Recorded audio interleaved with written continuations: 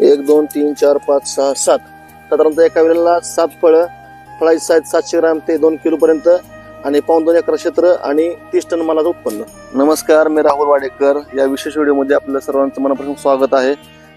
मी मनशा marketing private limited Pune या कंपनीचा प्रतिनिधी असून सध्या आपण पंढरपूर तालुका आंबे या गावामध्ये या खरबुजाच्या प्लॉटवरती आलेलो आहोत.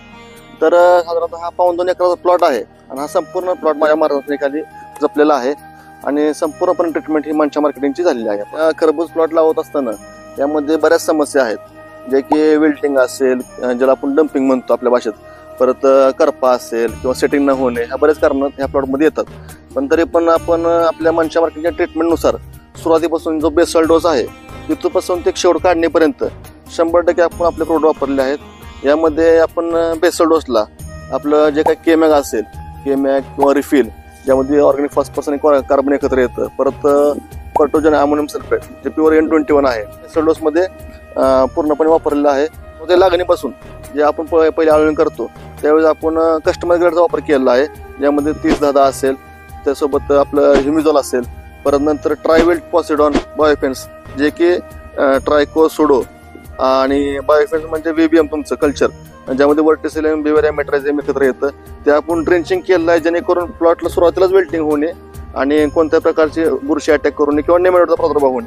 किंवा त्यानंतर आपण आपलं निमारेस्ट असेल, निमारेस्ट हिम्युकॉट, मिक्सोजन मायक्रोपॉस, GNP कन्सोर्शिया आहे आणि मायक्रोपॉस जे आहे ते आपण एकत्र ड्रेंचिंग केल्यामुळे त्या प्लॉटला आतापर्यंत साधारणतः काही विल्टिंगचा प्रॉब्लेम आला. आज प्लॉट 65 दिवस झाले प्लॉटला तोडणी चालू आहे, लेबर पाठिंबा आपण बघताय, पण तरीही कुठेही प्लॉटमध्ये विल्टिंगचा प्रॉब्लेम हा आलेला नाही. सेटिंगला आपण सुरुवातीपासून रेग्युलर आपले स्प्रे चालू होते, जे करून व्हायरस येऊ नये म्हणून आपण हिमोडॉनचे स्प्रे घेतले.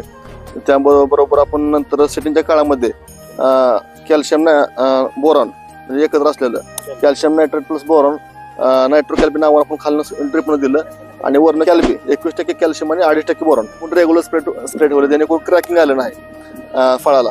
आणि सेटिंगच्या काळात तुम्ही बघायला गेला तर आपली जी कस्टमाइज ग्रेड आहे फर्टोजन 10-30-10 विथ ट्रेस एलिमेंट, त्यासोबत ॲमेरिच जे की ज्यामध्ये फ्री एलामाइन ॲसिड्स आहेत आणि सिक्वेस्ट जे की आपलं मायक्रोन्यूट आहे, हे आपण एकत्र स्प्रे घेतलेला आहे या प्लॉटला. त्यामुळं 100% सेटिंग झालेलं आहे आणि एकही सेटिंग ड्रॉपिंग नाही. साईजचा राहिला विषय, साईजचा राहिला तर ह्यासाठी आपण साईजला साधारणतः 2 डोस मॅपासूलचे केले खालून याला, मॅपासूल आणि 5 2 वेळा दिलेला आपण खालून. त्यामुळे साईज चांगली, एकही फळ अर्धा किलो खाली नाही सरासरी. आणि प्लॉटमध्ये बघायला गेला तर लेबर एवढे खुश आहेत सध्या माल तोडतात.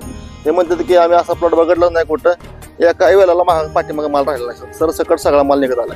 महत्त्वाचं सांगायचं म्हणजे फळाची साईज ही साधारणतः 2 किलो पर्यंत झालेली आहे. हार्वेस्टिंगला 3रा दिवस चालू आहे, अजून 2 दिवस हार्वेस्टिंग चालणारच आहे.